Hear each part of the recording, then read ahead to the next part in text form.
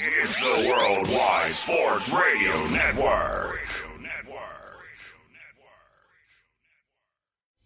Great moments are born from great opportunity. And that's what you have here. That's what you've earned here tonight. Forget about the crowd. It's the size of the school. Their fancy uniforms. And remember what got you here. If you put your effort and concentration into playing to your potential, to be the best that you can be, I don't care what the scoreboard says at the end of the game, in my book, we're going to be winners. On this team, we tear ourselves and everyone else around us to pieces for that inch. We claw with our fingernails for that inch because we know when we add up all those inches, that's going to make the difference between winning and losing. It's down to the wire with Errol Marks and Speedy Petey. Oh, Petey! Oh, Petey! On the Worldwide Sports Radio Network.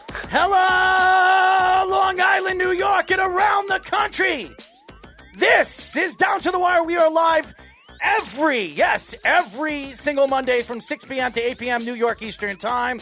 Remember, you can call us at 631-965-4990. Download our app. Yes, iOS. How do you do that? You go to the iOS, which is Apple, WWSRN, or you can go to Android, Worldwide Sports Radio Network. And guys, go to our beautiful, beautiful website.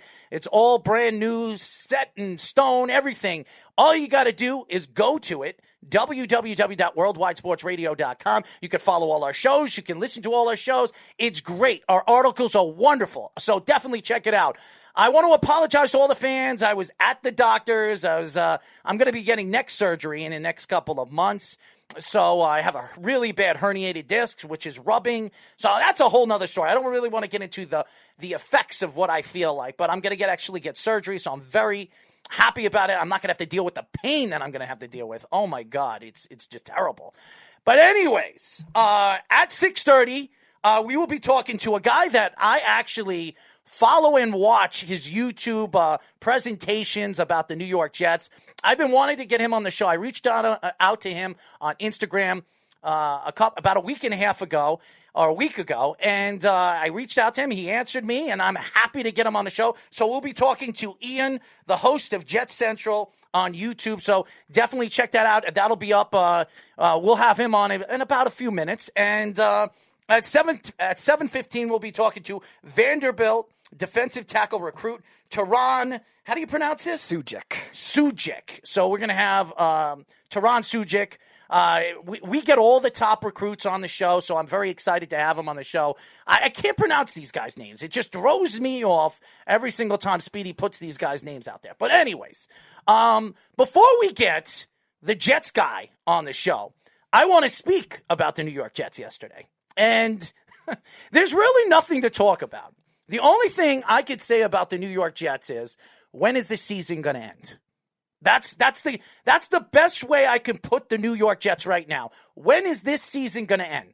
We know that Denzel Mims right now is out. Probably I think he'll be back next week. The NFL has a protocol with the COVID-19. He was right. As far as what I know is something was going on with his family. I don't know if it had anything to do with COVID-19. But all in all, hopefully Denzel Mims will be back next week. But yesterday, early in the game, you saw some good things as far as I'm concerned. The Jets' running game has gotten better. It has gotten better. I don't know if it was as good as it was last week. Well, we know it wasn't, but it's gotten better.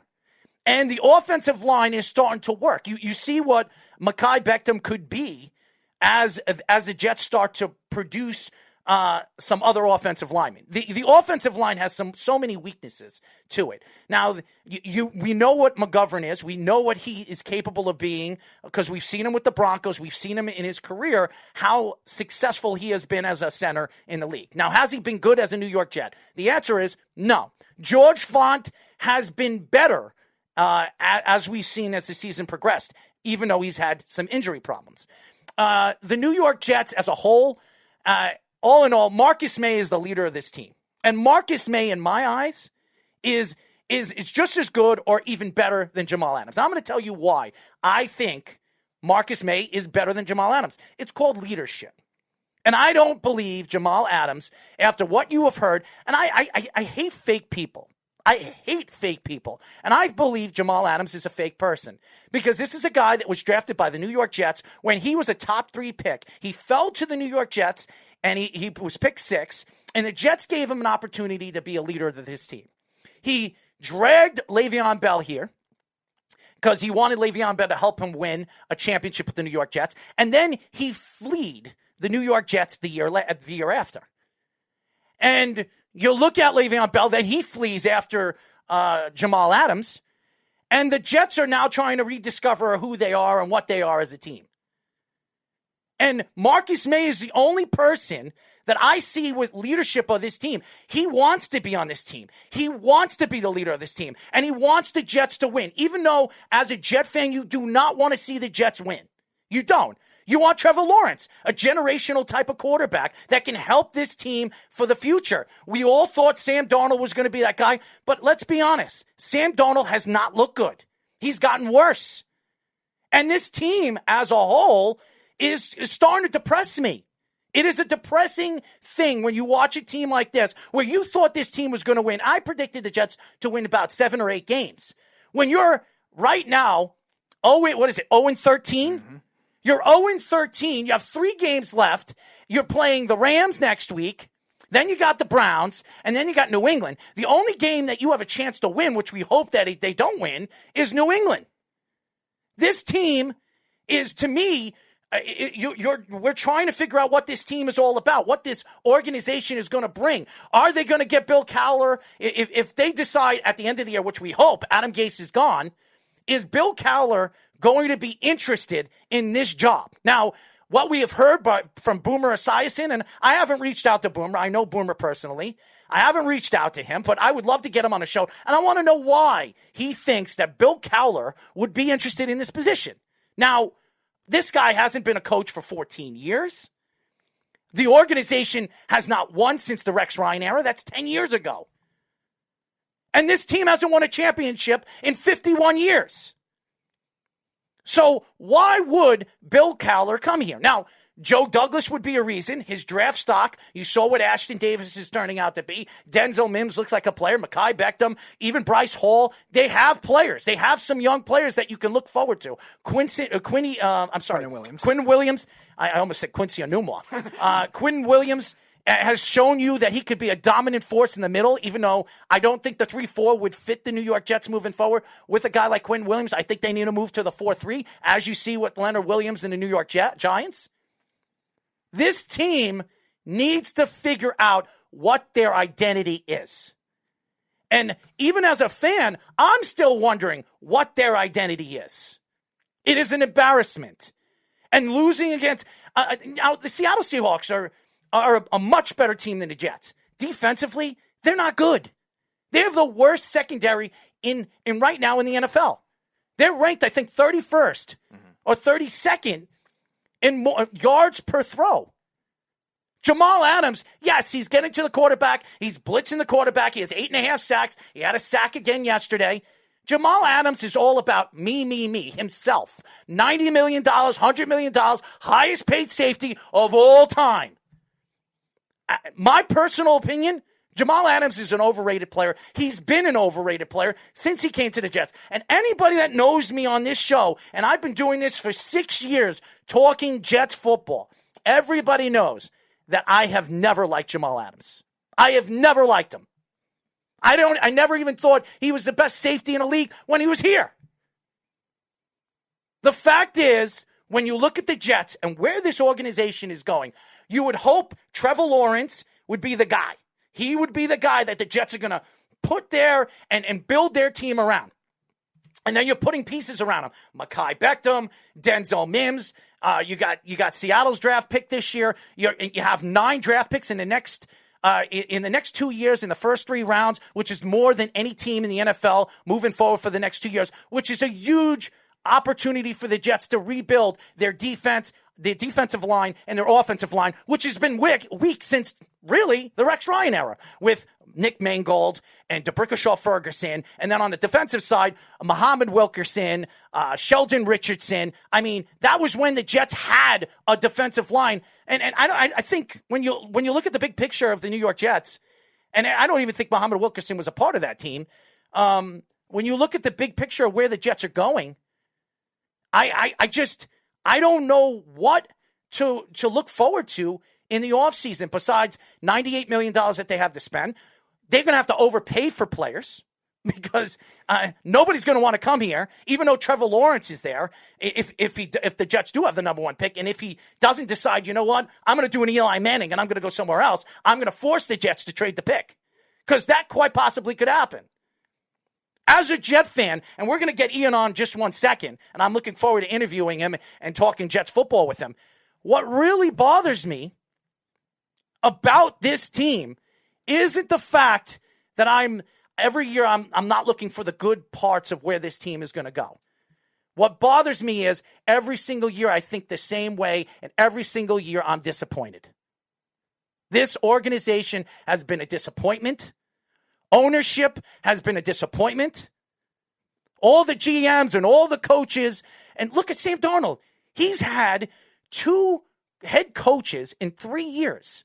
3 offensive coordinators in 3 years. How do you expect a quarterback to develop like that? Here's why. This is the problem with the New York Jets. I think they got it right with Joe Douglas. We hope.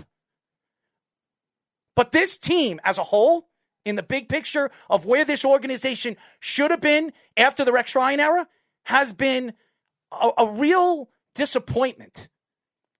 And as a Jet fan, and I don't cry wolf with the New York Jets. I tell the truth. I speak the truth about this organization. I just hope that in this offseason, Joe Douglas sees the big picture, looks at the fans, and understands the fans that we're all ready to win. We want to win. And bringing in a quarterback that can take the pressure off certain aspects of the game, open up. Sam Darnold's a good quarterback, but even with the weak parts of his offense, the quarterback's supposed to make the weak parts of the offense better. Sam doesn't make it better. He makes it worse. They need a quarterback like Trevor Lawrence or maybe a Justin Fields that can go out there and make everybody around them better. That's what the Jets need. This has been a problem for the New York Jets organization. Anyways, finally, we are now talking to, well, he doesn't want to give us his last name, but hey, whatever. Ian, the host of the Jet Central YouTube show. What's going on, Ian? Hey, what's going on, guys? How you doing? I'm good, man. You want to know something? I've been following you for the past year and a half. I love what you put out there, your information with the Jets. I love your 15, 20-minute attack and really where the Jets are going with the coach. And I love what you do, man. So before we get into, Jets conversation, how did you start Jet Central, and why did you start Jet Central? Well, yeah, first and foremost, thanks so much for having me on the show. To answer your question, I grew up in South Florida, right next to Miami. So all of my friends growing up, they're all Dolphins fans, and everybody I went to school with all Dolphins fans. But my parents are from Connecticut, so they kind of, I don't want to say enforced, but they kind of made it known that the Jets were the good guys, if you will, and the Dolphins were lame, that the rivals. And I never wanted to really just go for the home team. I don't know where the show is based out of, but for me, growing up down in the Miami area, it was tough. It was tough going to school, after the Jets would lose and all that kind of stuff. And then the Rex Ryan era happened and everything was looking up. And then it, this season rolls around and it just crashes. So, by the way, if everybody doesn't know, we're talking to Ian, the host of Jet Central on YouTube. Guys, you got to check out his show. It's great. It's a 15, 20-minute segment where he goes through coaching, where the Jets should go as far as the quarterback position, why Trevor Lawrence should be the guy moving forward, why Sam Darnold, where Sam Darnold could go in the future. He gives you some great, great information. So tell me, why do you think Sam Darnold isn't the guy for the New York Jets?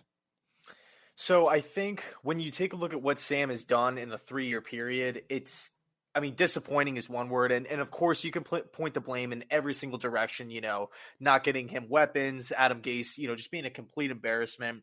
The coaching changes, like you mentioned in the first segment, Sam has really had not much to like. He has not had pretty much anything to work with. But I will say this: for a guy for Darnold to be the guy heralded as QB1 coming out of USC, and for him to quote unquote fall to the Jets at 3 years in, you don't want that guy looking worse than he did in his first NFL game against the Lions back in 2018. I mean, let's be like, you guys will admit that, Darnold looks worse now than he did back under Jeremy Bates and Todd Bowles. Absolutely. And that's mind blowing. I mean, you're seeing what Josh Allen is doing with Buffalo. You're seeing what Baker is doing with Cleveland.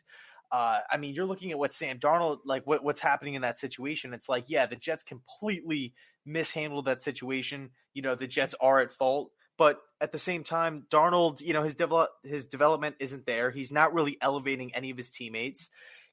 Consistently turning the ball over, consistently missing guys, consistently making, poor decisions with the football, taking sacks, not throwing it away, not sliding. We've seen him not show that ability to be durable either. I mean, he missed time year 1, year 2 with mono. He's missed time year 3. His contract, is coming to an end, his rookie deal. Do we really want to pass on Trevor Lawrence, the greatest, heralded as the greatest quarterback prospect since, Luck, since Manning, since Elway, for a guy who has gotten worse since his rookie year, who we're going to have to shell out big money for in 2 years? Because he's 4th year and then the 5th year option. I mean, we can tag him, but do we really want to play that game? I mean, I just think it's a it would be a complete disaster if we trade down or if we pass. I'm not really with that at all. I'm definitely in the camp of moving Sam Darnold. I think it would be best for him and the team. So you mentioned that draft, and it was a highly touted quarterback draft. Obviously, some haven't panned out, like Josh Rosen. Baker's been up and down year to year. But do you think any of those other quarterbacks, whether it be Josh Allen or Lamar Jackson, would have still had that same kind of trouble if they were on the Jets with the organizational issues that they've had with the coaches and stuff like that? 100%. Yeah, I don't think Lamar would have been the MVP with the Jets. I don't think Josh Allen would have developed the way he did with the Jets. I mean, you look at those two situations, both teams have great coaches. They both have great staffs.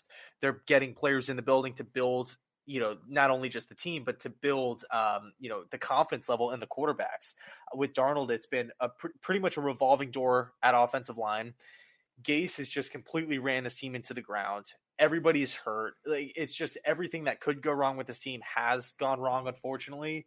I do think Baker Mayfield, though, he's the only one that I feel like if he was on the Jets, they would be in a lot better of a situation. I'm not saying Baker is, leaps and bounds better than an Allen or Lamar. I would actually take a Josh Allen over Mayfield, but he's the only guy that I feel like could weather the storm, if you will. And, because I mean, he's been through a lot of coaches too, Hugh Jackson, Freddie Kitchens, and now he's on his third coach too, but he's making it work. Cleveland's, doing their thing, destined for, wild card spot. But, to answer your question, I definitely think all of those quarterbacks would have struggled big time if they were put in the same situation that Sam was. But I feel like the growth over time would have been better. I don't think it would have been a complete zero, or a complete regression, I should say.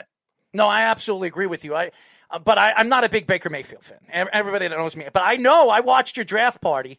I actually slipped in because we were interviewing Brendan Jacobs, and Eric Coleman during our draft party. But I watched a little bit that I think you were with one of your friends, and you wanted Josh Rosen. That's what I think that you wanted. I think you wanted Josh Rosen, but you were very excited with Sam Darnold because nobody thought that Sam Darnold was going to be there at 3. Everybody thought he was going to go 1 or 2 to the Giants. So let me ask you this question, Ian. When you look at the Jets right now at the quarterback position, I know everybody keeps talking about Trevor Lawrence, and then you're hearing, well, what coach are the Jets going to bring on? Are they going to bring in a college coach? Are they going to bring in an offensive coordinator? Or are they going to bring in a veteran coach that has been away from football for 14 years? When you look at the big picture of where this team is, who do you bring in right now, knowing that you don't even know who your quarterback's going to be and where this team is heading? Well, I feel like if I was in charge, right, the guys that I would be looking at, number one, Matt Campbell of Iowa State. He's been like my favorite guy for like the last couple of seasons now. I really think the Jets should interview Matt Eberflus, the defensive coordinator of the Colts. I think he's underrated. He's doing a phenomenal job with that Colts defense year in, year out. It's not just a one-time thing. I just have a feeling Joe Douglas will be leaning towards, maybe like a Don Martindale defensive coordinator of Baltimore, just because he's been in Baltimore forever. Douglas was in Baltimore forever. He knows, he's that leader. He's pretty much the definition of consistency. He interviewed for the Giants job last year, didn't get it. Obviously went to Judge, but I'm thinking it might be a Don Martindale. I know there's been rumors of like Harbaugh, you mentioned before Cowher. Mm-hmm. I feel like the Jets can go in a ton of different directions here. I don't know which direction that they're going to go in, but I feel like Joe Douglas might want to pull the trigger on one of the guys that he knows best, if that makes sense. Absolutely does.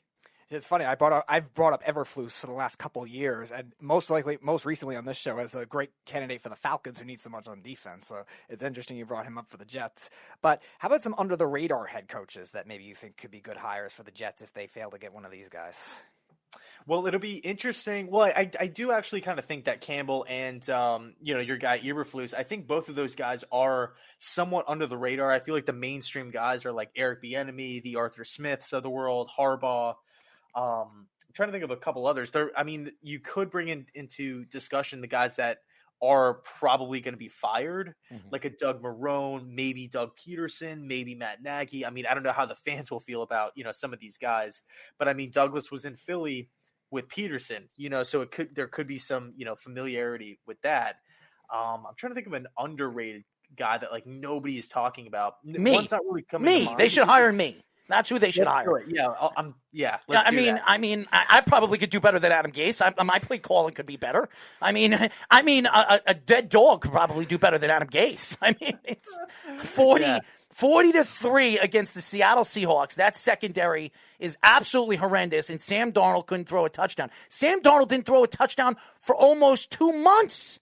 He almost since September till last week. It's absolutely horrendous. When you talk about Adam Gase being the quarterback guru, the offensive mind that everybody wanted, and meanwhile, I didn't want Mike McCarthy either because you see what he's doing with the Cowboys. He's absolutely horrendous. But there was nobody out there that really stood out to me to say, you know what, I want him to coach the Jets. But there is a name I've been talking about this, and you just brought him up, Jim Harbaugh. Now, Jim Harbaugh is a guy that I respect. You saw what he did with Alex Smith. Alex Smith became a completely different quarterback when he went there to San Francisco. Then the exchange with Colin Kaepernick, he was a 3rd-round draft pick or a 4th-round draft pick. He changed it, and he went with Alex Smith, who went to the NFC title game, all the way with Kaepernick to a Super Bowl and was one play away from winning a Super Bowl. When you look at Jim Harbaugh, if you decide to bring in or interview Jim Harbaugh, if you were Joe Douglas or Jim Harbaugh went to Joe Douglas and said, listen, I can fix Sam Darnold. I can turn him into a superstar quarterback. Would you then decide, you know what, I'm going to listen to Jim Harbaugh and I'm going to trade that pick, Trevor Lawrence, for 3 or possibly 4 first-round draft pick, a.k.a. RG3, and completely rebuild this team for the next couple of years on first-round draft picks? That's one of the best questions I've ever heard, to be honest with you. I don't think I've heard anybody say that. No friend, nobody on radio, nobody has even brought that up. So great question. I would say if I was Joe Douglas and if I was in that situation, I would say, what makes you feel so comfortable with you developing Sam that you couldn't with Lawrence? Because not only does Lawrence have the higher ceiling, and I feel like Lawrence right now can step into a lot of different NFL locker rooms and be an upgrade, including the Jets, obviously. And then he would also be cheaper. We wouldn't have to sign him up to a mega deal, $20+ million. Like we're seeing what Wentz is getting paid, what Kirk Cousins is getting paid, Stafford, Matt Ryan. These guys, it hinders the team. And I get it. It's the way, Mahomes and Watson just signed as well. It's the way the league is going. But I feel like you have got to be sure, if you are 1,000% sold on Sam Darnold and, developing him, then, I guess you have to trust Jim Harbaugh because he's been around a lot of great quarterbacks. But at the same time, I would definitely pose that argument as well. Hey, if you're so confident in Darnold, who's shown virtually nothing throughout his first 3 years of his career as far as growth is concerned, why couldn't you do that with Trevor? Very good answer. We are talking to Ian, the host of the Jet Central YouTube show. So going back to Lawrence, there's a lot of talk of Lawrence being obviously this next big thing, the best prospect we've seen in a while. Now, do you think that him being that good of a quarterback expands the Jets' coaching horizons, if that's the direction they want to go in, where they're not maybe forced to hire an offensive coordinator or an alleged offensive guru? Does that expand the horizons where, like you were saying, they could go after an Eberflus or a Don Martindale or something like that? Or do you think he still should have that kind of coach to go with it, in your opinion?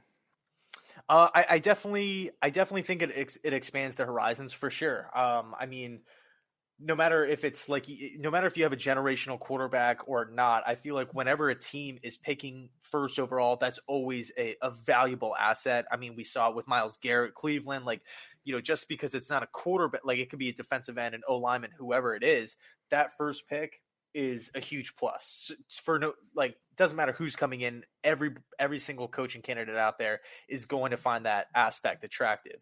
I do think it opens up the possibility of going with a defensive minded guy, more of like a managerial CEO style of, head coach, like, your guy Harbaugh, or even like a Matt Campbell or whoever it may be. John Harbaugh, Baltimore, he's kind of that guy, like a special teams background, comes in, kind of just oversees everything. We're seeing that with the Giants with Joe Judge. So I think at the end of the day, if that's the route that the Jets are going to take, right, defensive minded guy or like an overall manager of a football team, they have to land that OC and quarterback coach like perfectly, because that's the situation that Darnold was in year one, going. I mean, they think they moved from John Morton to Jeremy Bates, and then Darnold stepped in with Jeremy Bates, and then you're switching it up after 1 year. It's like, I don't want to be in that situation again where it's just a complete, carousel with the coordinators. Like, it's not ideal for development. Let's go to defense. And last week, last play of the game, the Jets are up 4 points, 35 seconds left. Greg Williams practically saved the Jets season. And what I mean by that, if he did not go with a zero-out blitz the way he did, the Jets would have won that game, and they would have lost arguably a generational quarterback, which we've seen year in and year out for the last 20 years. I'm a little bit older than you, Ian, so I watched in 98. I was 17, 16 years old, and I remember Peyton Manning, the great Peyton Manning, Tennessee. He was thinking about coming out, and Bill Parcells said one interesting thing at a press conference. He said that if Peyton Manning comes out, if we decide to draft him, it doesn't. If he goes into the draft, it doesn't mean that we're going to draft him at number one. When he heard that, and I think that Archie Manning heard that, he said, "You know what, Peyton, we're gonna send you. You're going to go back for your senior year, and you're not going to that crummy team." Now, I believe that happened. Now, when you look at what happened a week ago with Greg Williams, and where this team is going, you're slowly but surely under Greg Williams, you're seeing Quinnen Williams turn into a superstar. The 3-4 defense really doesn't work. It didn't work for Leonard Williams. It doesn't work for Quinnen Williams. I think if you move it to the 4-3, I think it could change a lot with the deficiencies of this defense. Where do you see the Jets going in free agency as far as pass rushers? Pass rushers, man, good question. I would say Matt Judon. I think Douglas was a guy in Baltimore when the Ravens picked, or, because Judon's been a Raven forever. And then especially, if they do bring in a guy like Martindale, I mean, now all of a sudden it's a ton of familiar faces all around the team, and he can help kind of transition. But, Baltimore does run the 3-4.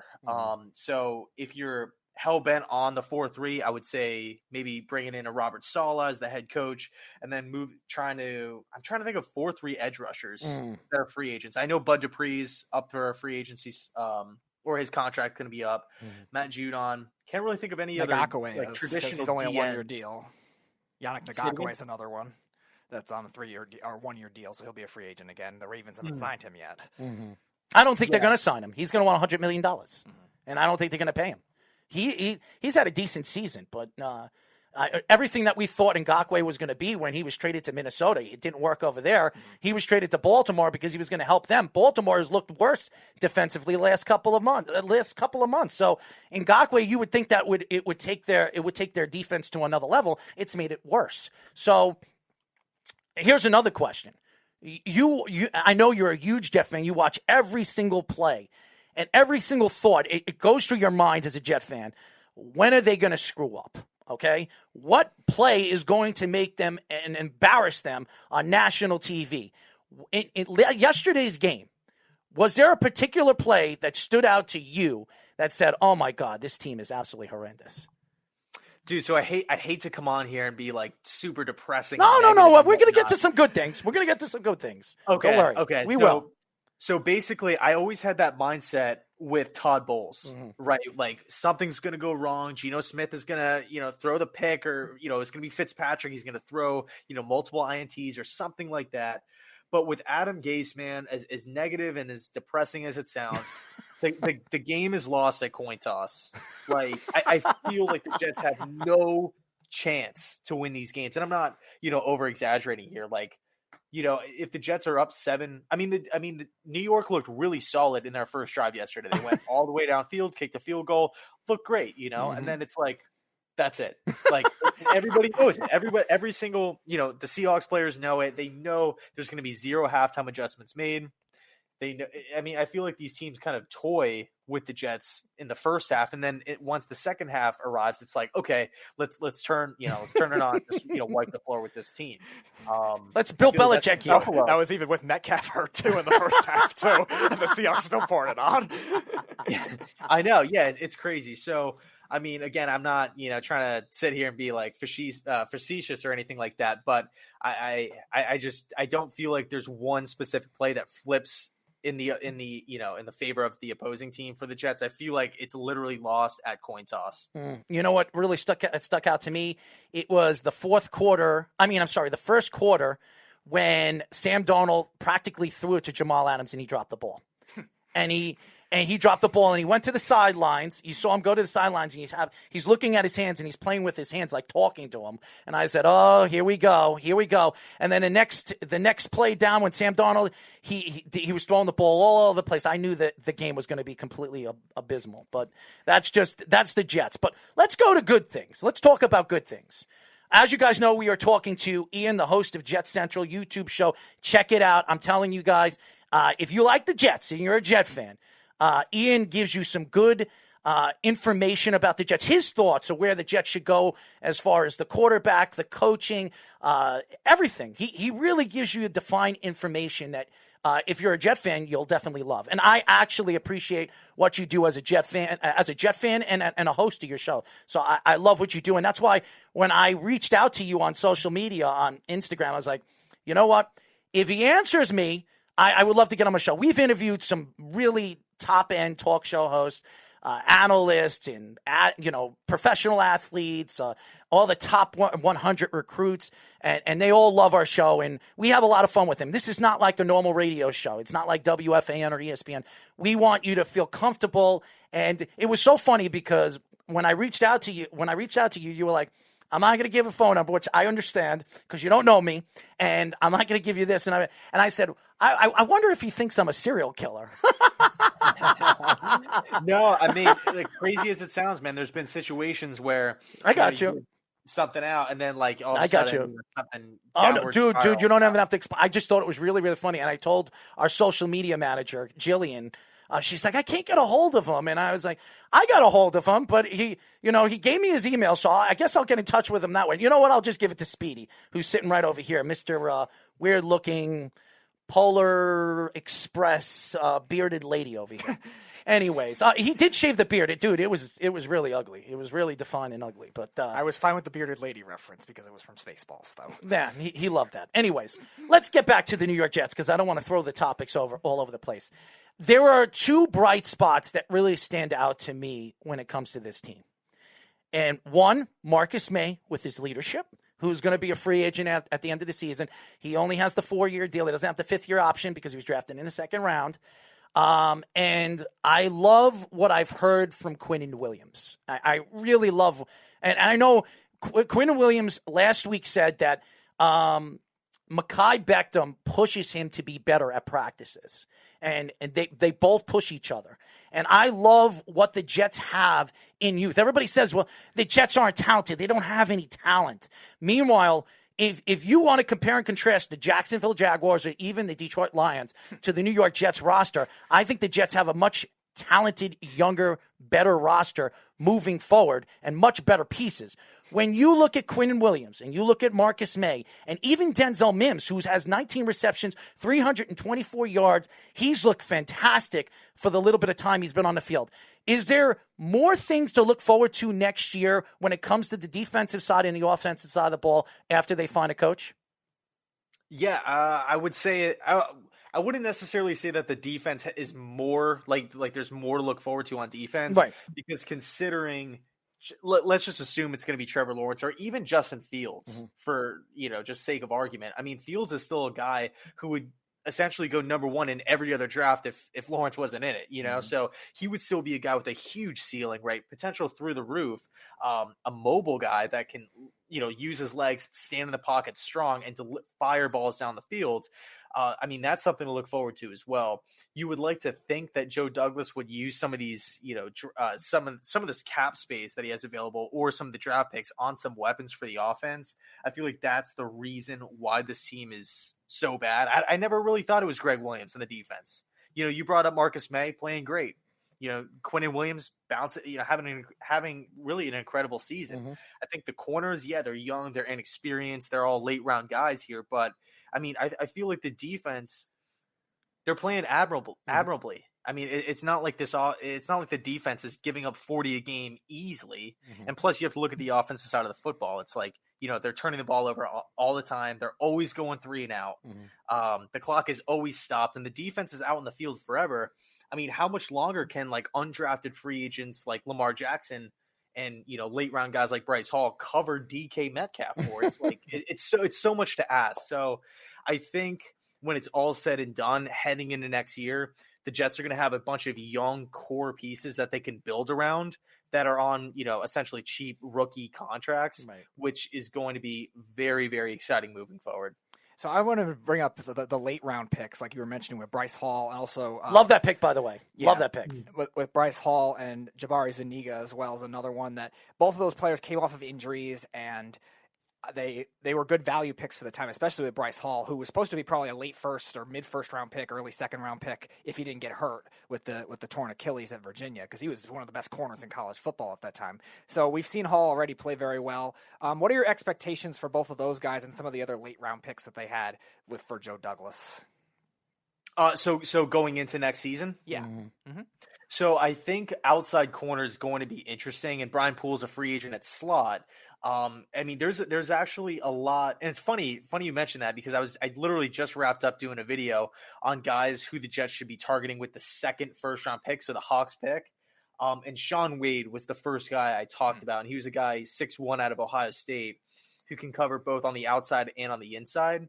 But I think as it pertains to Bryce Hall, Lamar Jackson, Blesian, like the young guys on this team that were undrafted or late middle round guys, I feel like they have physically they're there, right? So talent and physical tools, they all have speed and size, which is great, and they all can tackle, which is really cool. I just think it's the coaching, the development, the nuance, the details. Those are the types of things that I feel like might be missing. So I really am encouraged to see what this cornerback room looks like in preseason of next year. Maybe we add a guy or two through the draft, through free agency, maybe a trade, who knows? But a new defensive head coach, say it's Eberflus or Martindale, whoever it may be, I'm excited to see the development of all these guys kind of take off, and I'm excited. I mean, I don't. People I see all the time roasting Lamar Jackson or Bryce Hall or whoever it may be, they get burned by Aguilar on the last play, the Hail Mary, or DK yesterday going off. But it's these guys are rookies. They're not first, second, third round picks. These guys are so I feel like the expectation level for these guys should not be shut down corners, if that makes sense. Absolutely does. By the way, we are talking to Ian, the host of Jet Central YouTube show. Great show, guys. Definitely check it out. He gives you so much good information, and he goes through the Jets and what the Jets should do moving forward, what they should have done years and years ago. And I've been following you for about a year and a half. I check you out all the time because there's certain shows that Jet shows, and there are a bunch of podcasts, and we're a live radio network. and some of the podcasts I reach out to and I see, do I want to get him on the show? Do I want to talk to him?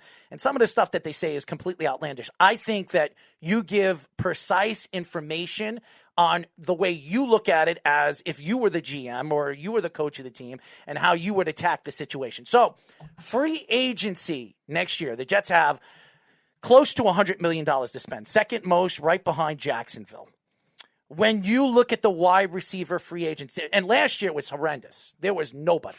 There was absolutely nobody. And I was talking about A.J. Green. Bring A.J. Green. And then all of a sudden, Joe Burrow says, you know what? I grew up a Cincinnati fan. I love A.J. Green. I want to play with him. Let's franchise him. And he has been absolutely horrendous. So thank God the Jets didn't give him the 2 or 3 year deal that they were probably going to give him, a.k.a. Desir, who has been an absolute bust, and the Jets decided to part ways with him. He's not with the Ravens, too. Yeah, well, that's a whole nother story.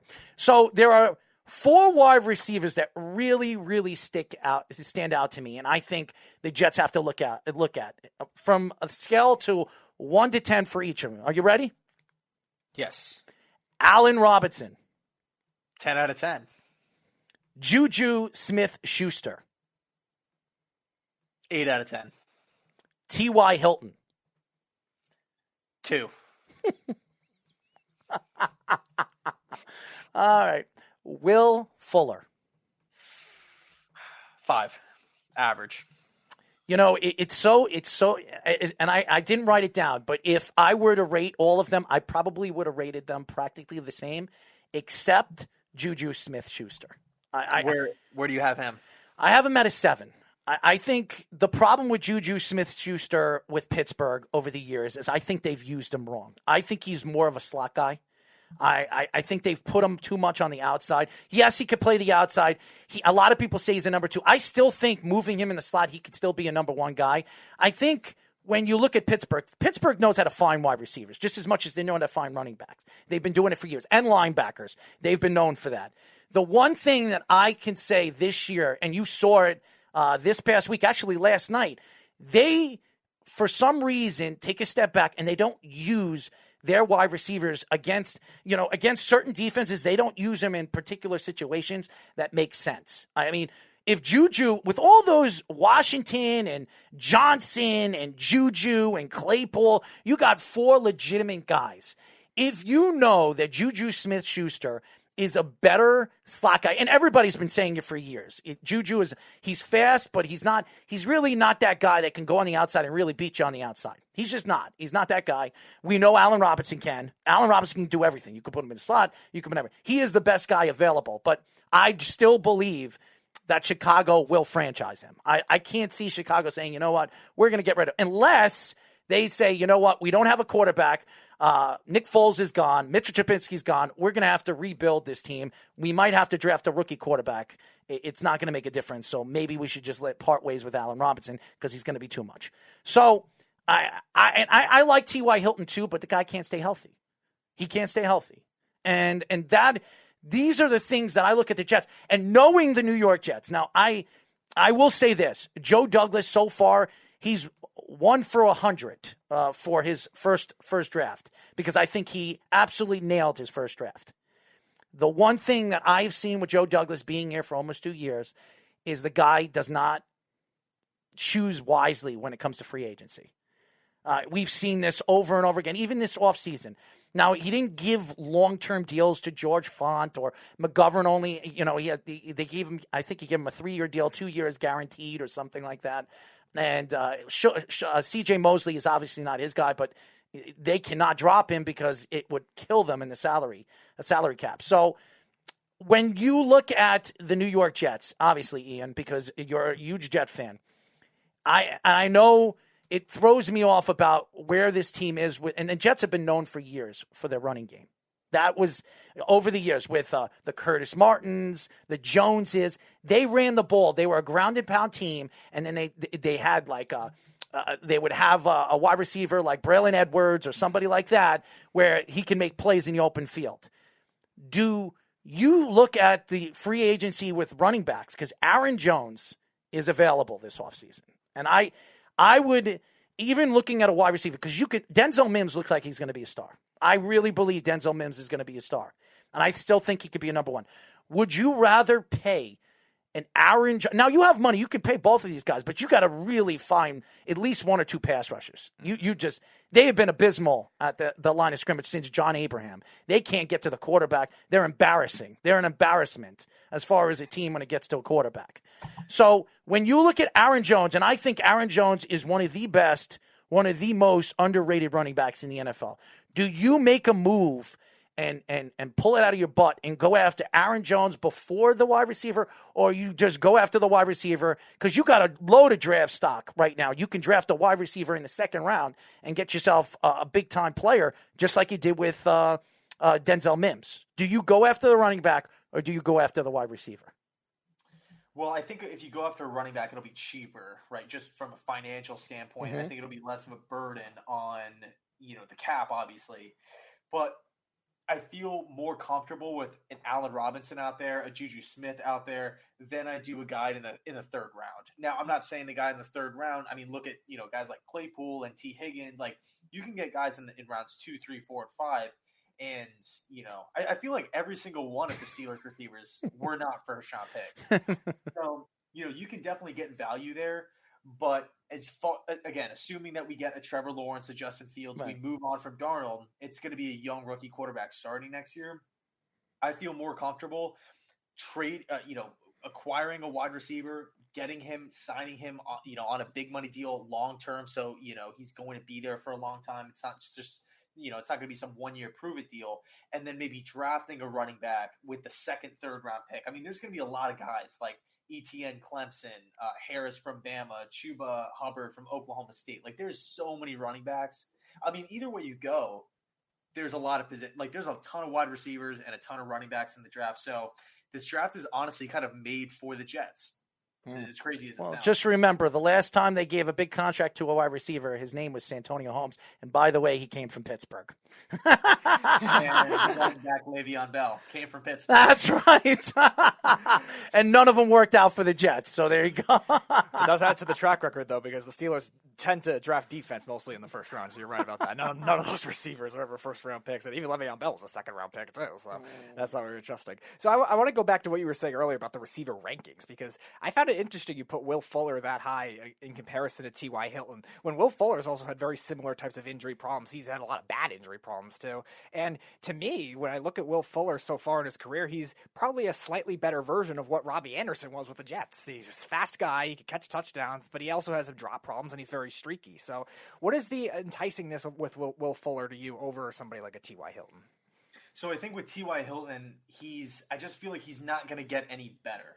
Now with Fuller, I think if he plays a full 16-game slate, he's gonna produce, right? He's gonna catch touchdown passes. He's going to give the offense that ability to take the top off the defenses, right? Pinning the safeties, heels back, right? Making them kind of play back a little bit. Whereas T.Y. Hilton, I just feel like even if he plays a full 16 games, it's going to be a struggle getting him the football. Now, I will say this.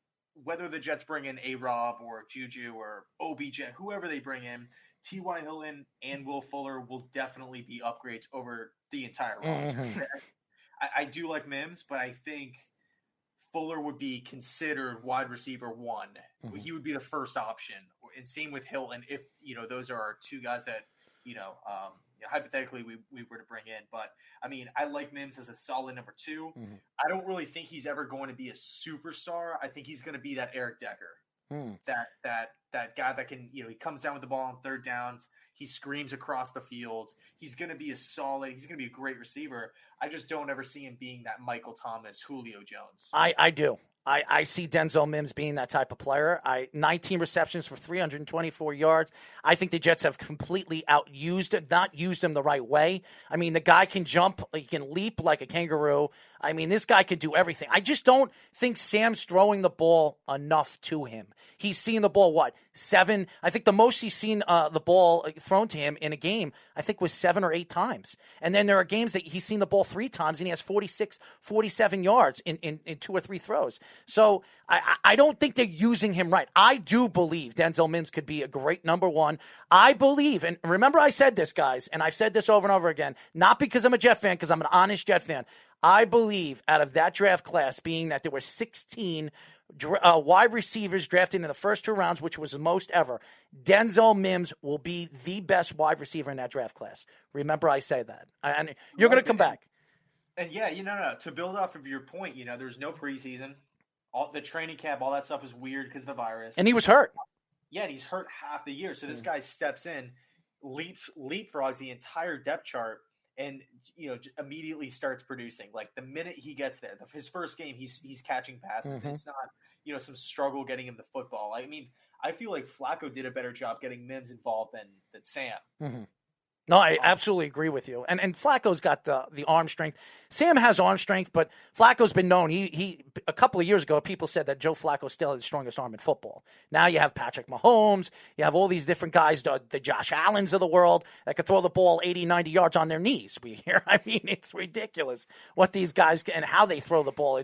Yesterday, I will say this. I never thought Josh Allen was going to be as good as he's turned out to be. He's really developed. I have to give a lot of credit to the Buffalo Bills. Coaching, ownership, they put so many good players around him. They built an offensive line about 1.5 years ago in front of him, which was a big weakness of them over the years. And then they added a guy like Diggs, who I can't stand. I can't stand that guy. If you listen to this show, I can't stand him. When everybody says that Jets should give up a first round, I say, if they give up a first round draft pick, I'm not a Jet fan anymore. I can't stand the guy because every single year I get him on my fantasy team and I win a lot of my fantasy leagues. Every time I pick him, he doesn't deliver. The guy doesn't deliver for me. He saved my playoff league yesterday. He makes me sick to my stomach. He really does. And I can't stand it because of it. Fantasy football made me hate Diggs. Okay? So there you go.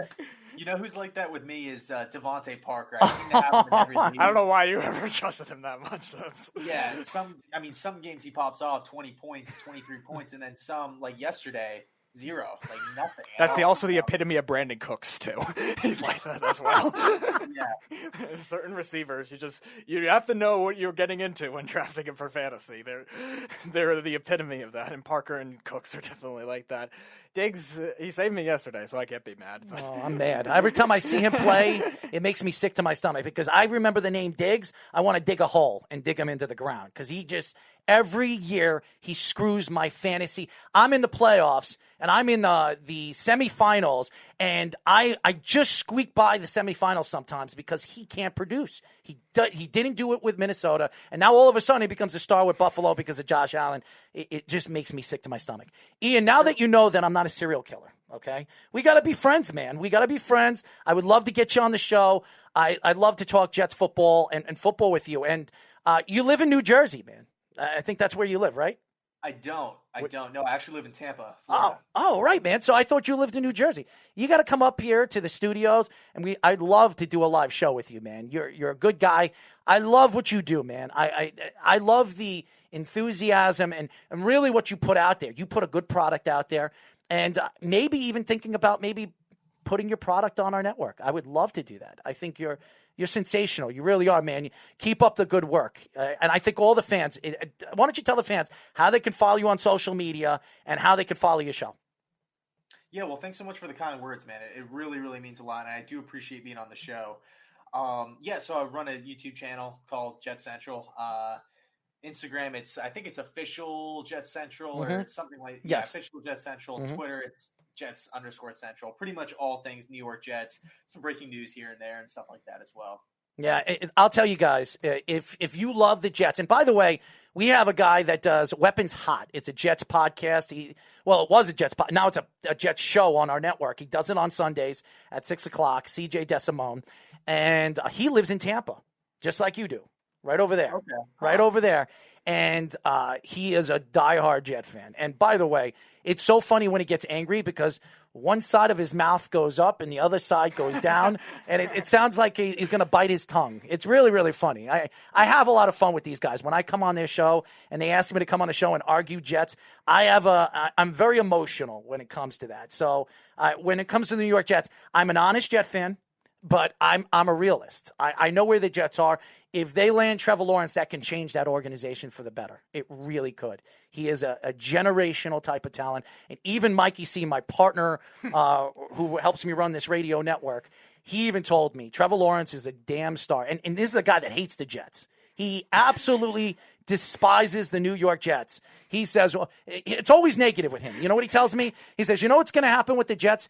They're going to go 0-16, and everybody thinks that Trevor Lawrence is going to go to Jets. And you know what's going to happen? He's going to be just like Eli Manning. He's going to demand his way out of the New York Jets, and the Jets aren't going to get the guy. You watch. That's what's going to happen. It's like, why is everything negative to you? You make me sick to my stomach. That's because you're a Giants/Patriot fan. He became a Patriot fan because the Giants stink. Okay? No, he became a Patriot fan because the Giants drafted Daniel Jones.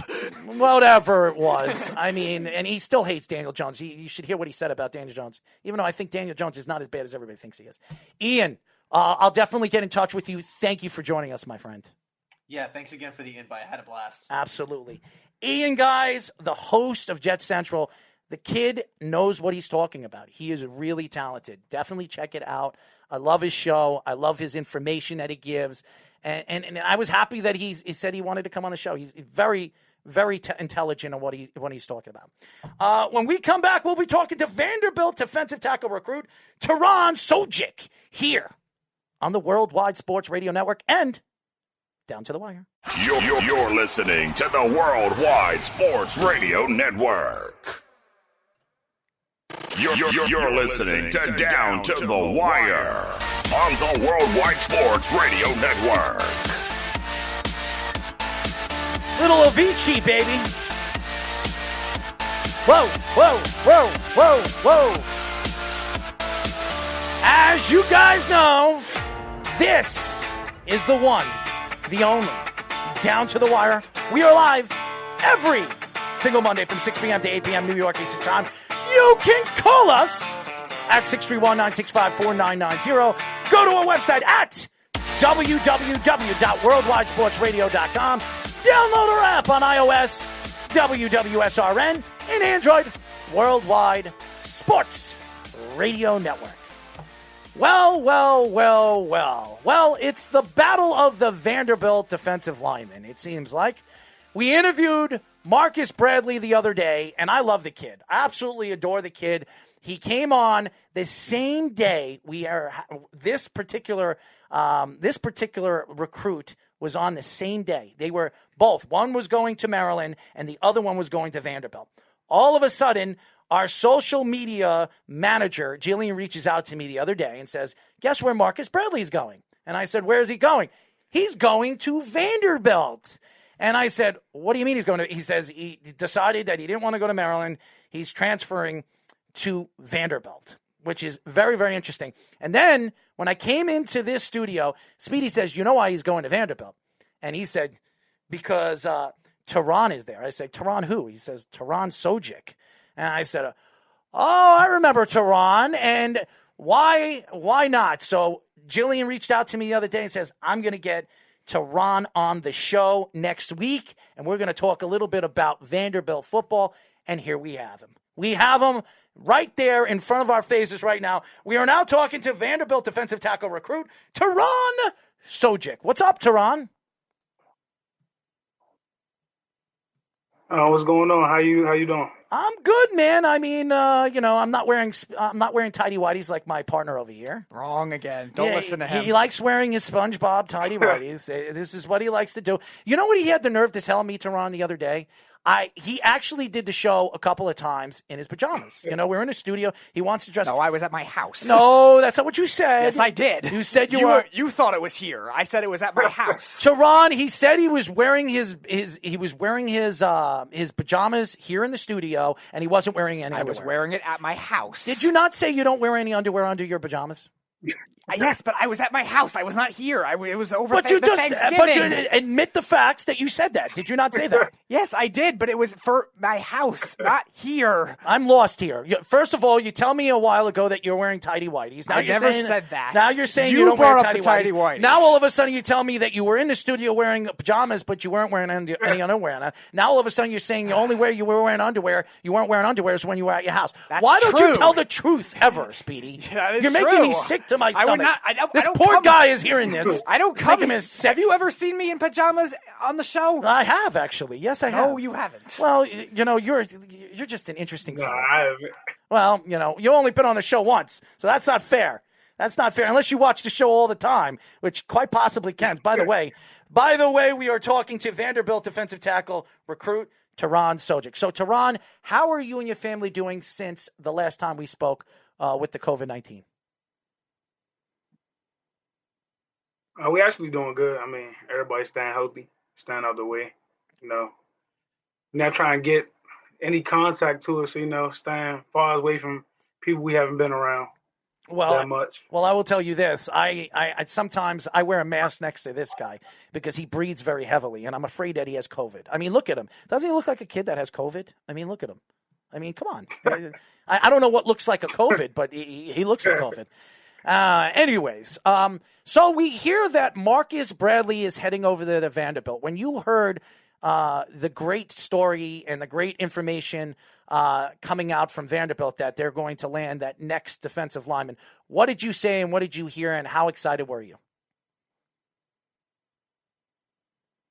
Me, I'm actually the one who recruited him. Oh, really? I didn't know that. We've been talking about it. So, I mean, I train with Marcus and all that. Like, we friends. We friends. So, you know, we've been planning on doing it, but he actually gave in. So now he with us. I actually was already excited about it, talking to him before he actually committed. So you heard it here, guys. Terion Sugick practically robbed Marcus Bradley from Maryland, okay? So he stole Marcus Bradley from Maryland. So now you heard it. So when these two guys go to the NFL and their first-round draft picks and they're drafted 1 and 2 or 3 and 4, we all will remember that Mr. Sugick found his way on drawing one of these top defensive linemen to come his way. So there you go. Everybody knows it. It's the inside joke, the inside information. Mr. Sugick is the one that pulled this off. So what were some of your impressions of him just as a teammate and as a player and just as a person in general when you first met him?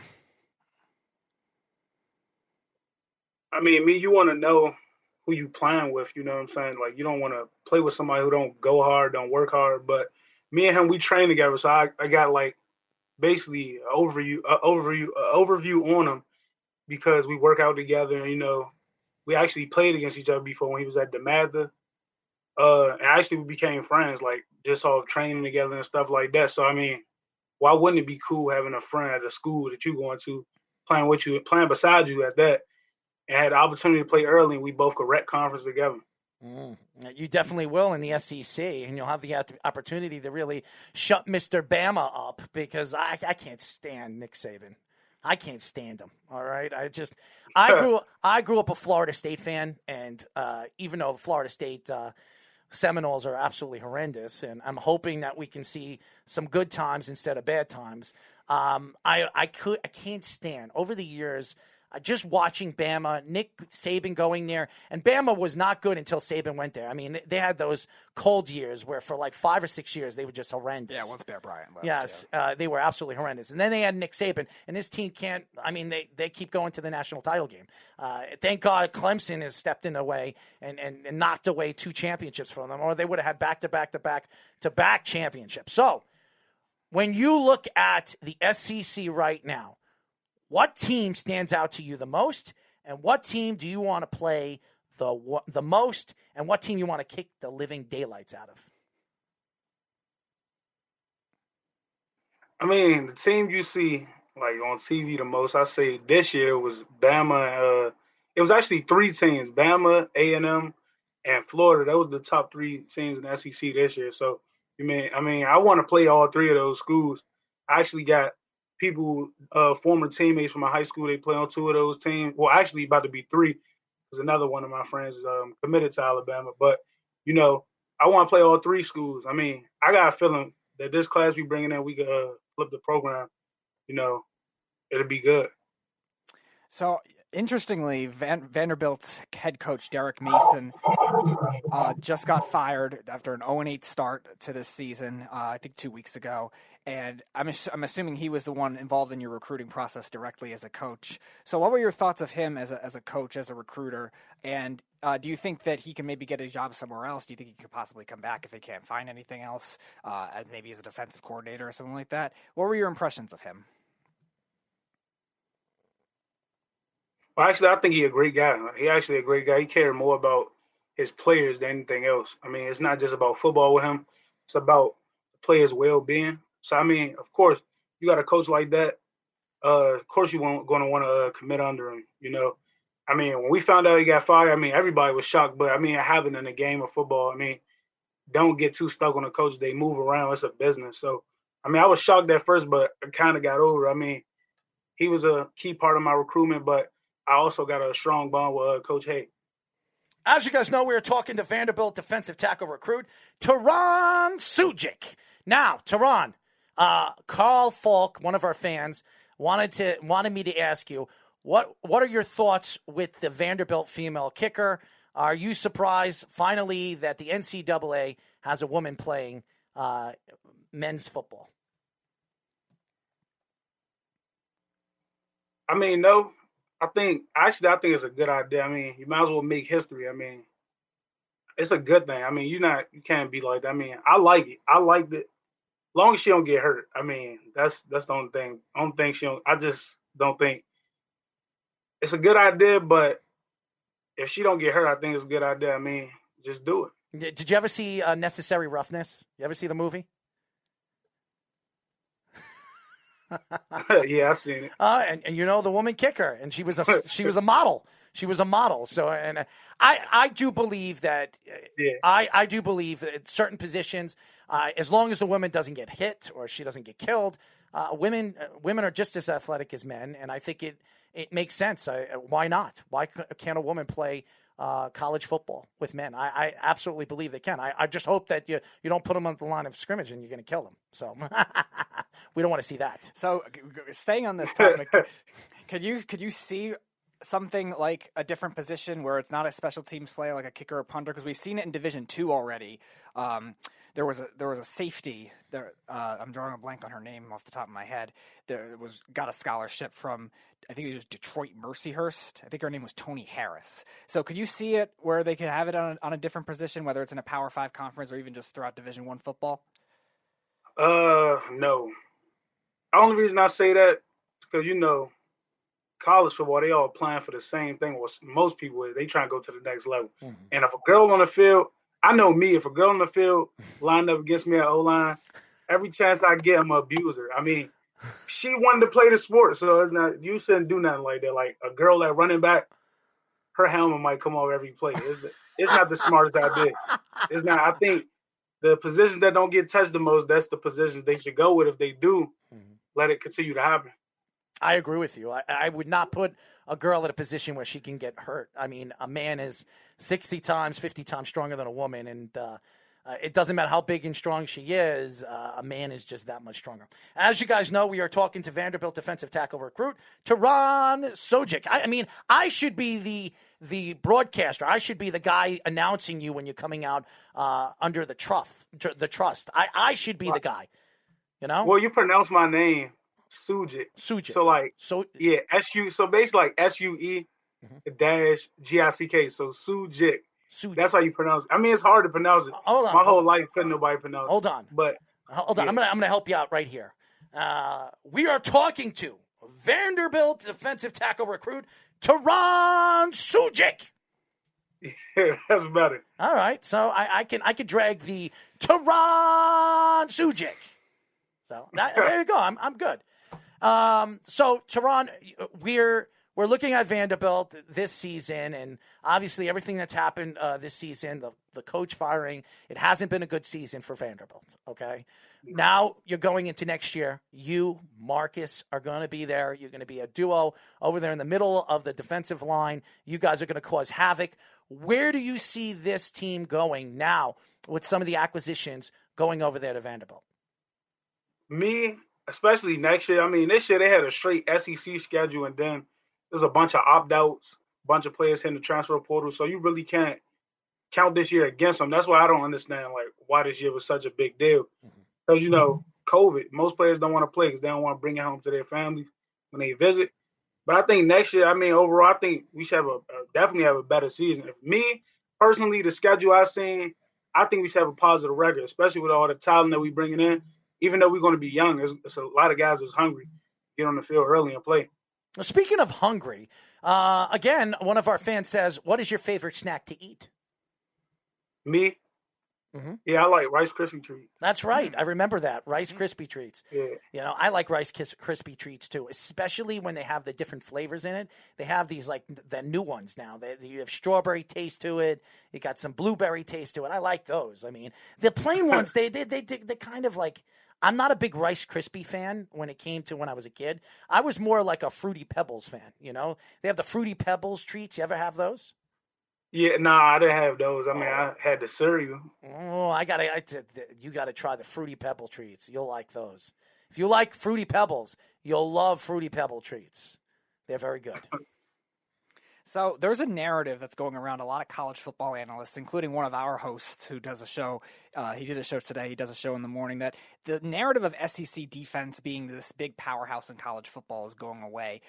As a defensive player yourself, and obviously probably following a lot of SEC football, do you think that is the case this year or even in previous years? Or do you think it maybe just because the offensive players are just getting that much better too? Me, I mean, like, now I think it's just like more like offensive like players that's good. You know, I mean, defense always been good. Defense is always going to be good.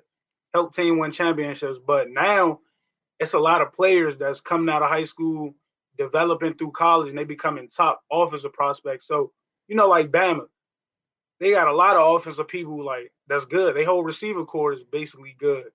And their defense is good. Of course, you're not going to keep talking about their defense because the defense, you already expect their defense to be good. If you see all these rising players on the offense, you're going to switch over from a defense perspective to start talking offensive minded. So, you know, I don't think they really is going away because it's still there, but, you know, it's just more offensive players that's becoming good now.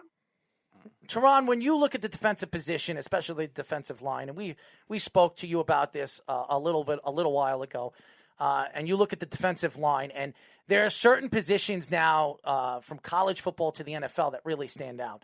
And there are two positions that really stand out to me that a lot of people don't talk about: the nose tackle position and the defensive tackle position. When you look at the game of college football to the NFL, is there one particular position at the defensive line that stands out to you where the transition from going to college football to the NFL, which position really stands out to you the most? Me, I think it's the new generation of defensive tackles. You know, like it's defensive tackle nowadays, including myself, that can play multiple positions on the D line. So they will take a versatile defensive tackle before they take anybody. You know, just like Aaron Donald, he started off as a defensive tackle, but now they use him as a right end because how he is. I mean, now I think it's the D tackles. You know, they talk about them a lot. It's a lot of them getting drafted each year because teams need those. Like you need rotational players because you can't just have two. You're gonna need multiple because we in the trenches, we in the middle of everything. So you might get rolled up on. Defensive tackle might be out this week. You're gonna need somebody else to step up. So I mean, I think defensive tackles they highlight right now. Well, defensive line in general, but D tackles are getting the most exposure right now. Yeah, it's actually interesting because now with these analytics and these next-gen stats you're seeing in the NFL, a lot of these interior guys are definitely valued a lot more, and they're being drafted earlier as a result, where you didn't really see that. You always saw the edge rushers, the defensive ends drafted early, except for that one draft in 2010 with Ndamukong Suh and Gerald McCoy, who went back-to-back 2 and 3. That was really all the time you saw all that. Even guys that were supposed to be top 5 prospects would fall to the middle of the first round because of that. And now the trend started to revert back because of the analytics. Do you think you can get it where that could be a consistent trend going forward for these defensive tackles because of the analytics and these next-gen stats? I actually think it's going to be constant. You know, I say from class 2019 all the way to around 2023, those going to be the classes that got a bunch of defensive players, period, that's going to get, gone first. It's a lot of defensive tackles, and it's never been like this before. You have almost every defensive tackle there good. So I mean, it's gonna be just like our team on Vanderbilt. You're gonna see me and Marcus go in a couple of years. It's gonna be crazy. It's just I think it's the era of defensive lineman now. No, I absolutely agree with you. I mean, the defensive tackle position has been an important prospect. You watch the best team to watch as far as the NFL where defensive linemen is, and I will say this over and over, the Kansas City Chiefs. They have been known to put a lot of beefy guys in the middle of their defensive line. That's what they've done. And they find freaks like Chris Jones that you could put him on the outside. He's like 6'6", and he's like 300 pounds. He can run. He can run like a cheetah, and he's so big and he's so strong. He could toss a whole offensive line around. So I think you're absolutely right. I think the defensive tackle position has been a big force when it comes to the NFL, and some of these NFL coaches are starting to provide. You can put more pressure down the middle than on the outside now, and I think it's very, very unique, especially in a 4-3 defense. So when you look at the positioning of where college football is going, and I've asked a lot of recruits this, and I didn't ask you last time, and I love you and Marcus, and like I said, when you guys go into the NFL, Marcus already told me I'm going to be invited to his party. He's going to hoist me. He's going to put a belt around my waist, and he told me that you are going to be the champion. I am going to give you, whoever drafts me, the hat to put on your head. No, he didn't say that, but I'm just trying to say that me and Marcus. Except if it was the Patriots. Yes. Do you believe? No, if you're a Patriot, man, if you're a Patriot, I'm going to hate you. I'm going to hate you. I really hope that you are wind up somewhere else, because you and Mr. Marcus Bradley, and he told me he wouldn't mind going playing for Bill Belichick. As soon as he said that, I said, Marcus, I told you I loved you. Now you're starting to make me hate you. And he says, all right, I won't go to the Patriots, but if they draft me, I'm going there. Anyways, do you believe college players should get paid? I mean, I do. I mean, that's 4 to 5 years. You taking beatings on the body. It's a toll on the body. You actually playing for them. It's like, yeah, you getting a degree, but you still need some type of living expenses, because most of your time is revolved around football. Most people won't think we need to get paid because everything's already paid for. But, I mean, we're not saying pay us like we in the NFL, but at least give us something, like some type of income, because our life revolves around football and studying all the time. There's not that much things we can't do outside of that. But I will say this. You say you get a college education. After 2 years, you're probably going into the NFL draft. And I've talked to a lot of college or ex-NFL players that said after 2 years, they went right into the NFL draft. The colleges don't give you the degree. They don't. If you don't finish your college education, you don't get the degree. If you want to go back, now obviously Shaquille O'Neal, when he wanted to go back to LSU, I think it was LSU, they actually let him go back and get his degree.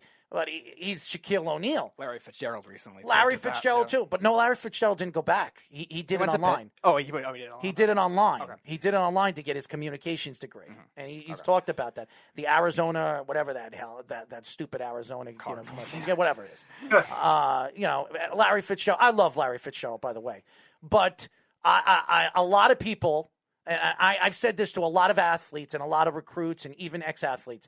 Why is it that these schools are making between $13 and $15 million for one ball game, and it goes to the school? None of the players get it, and these are the players that are putting their bodies on the line. The coaches are making $8 to $7 million a year. I mean, you got Jim Harbaugh making $9 million a year, and they can't even get into the Final Four. They can't even get into the championship rounds. This guy's making $9 million a year, and he has the best recruiting class, and they can't get over the hump. So I don't understand it. Why is it that the players who are not really getting a full college education because they're going right into the NFL because they want to help their families? Obviously, you got to go play 2 years of college ball to even go into the NFL draft. And a lot of these players, they come from struggling families that are struggling keeping their houses open, or finding jobs, or paying their kids' private school tuitions. I mean, there's so much stuff going on.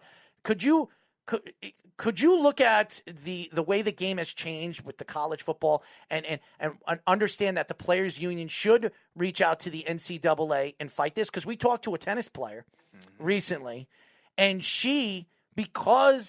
what happened, Speedy? It was a phone, some type of phone that was supposed to be only for on-campus living, that because she had to live off-campus with several other of her teammates, the NCAA declared that like a payment, like something that's a benefit. $250. Right. Something that was a benefit. So they took away the tennis, all the A10 championships they won, all the tournament wins, stuff like that, all her individual wins, and they took it away. So since then, when she graduated in 2017, she's been petitioning against the NCAA. Man, that's crazy. I mean, at the end of the day, I think they should help though. Like they gotta take in consideration. They got to. I mean, they don't have to if they don't think so. But I mean, any player will tell you they think they should get paid. Like you got countless hours of practice. Like you can't even count. You got wake up for lifts and stuff like that. Like it's actually a lot. Like you only have no like you have time, but you don't really have time like that. If you get what I'm saying. Like it's always around their program. Like so you get a scholarship to play that sport. That's a sport you're going to play. And if you're not abiding by those rules, they could take you off scholarship and you'll be done like that. So it's basically like you got to do what they tell you to do. You got to make this practice. You got to make this workout. You know what's funny? You know what's funny, Terion? I have people saying don't make him answer the question. And I'm not making him do anything, by the way, Carl.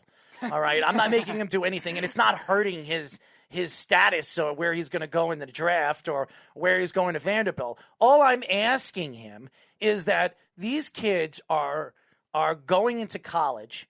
They don't have a lot of money. Some of these kids are having problems feeding themselves.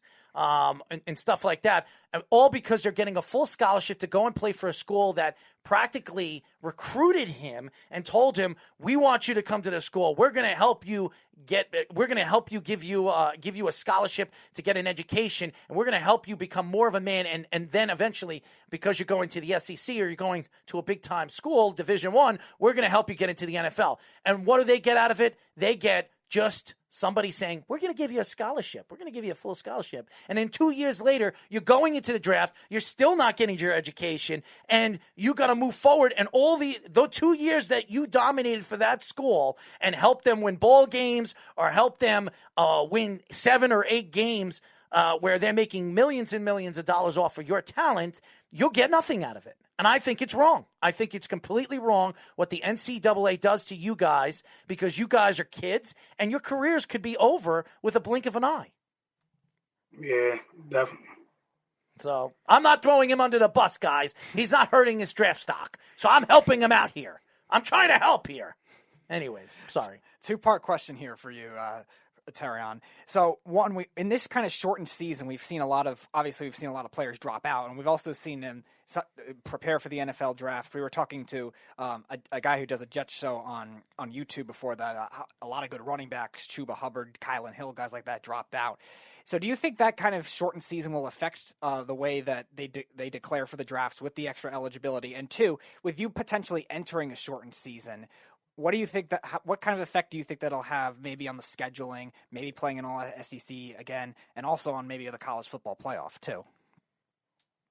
Actually, I don't think that's a problem. You know, most of them opted out because, I mean, the draft is around the corner. They're not trying to get COVID, and then they actually do got to start preparing their body for the draft. You know, if you still play the season, it's already delayed, so it's going past time it's supposed to go past. They're not going to have that much time to develop. So basically, I think it's the best. It's best for them because why would you go out there? Say if you play a game this upcoming Saturday and you was to tear your ACL, nothing you can do. So they making sure they're good by opting out and just going to work out. I mean, I'm not saying you can't get hurt working out, but they'd rather take their chances working out than actually having contact probably weeks or months before the draft.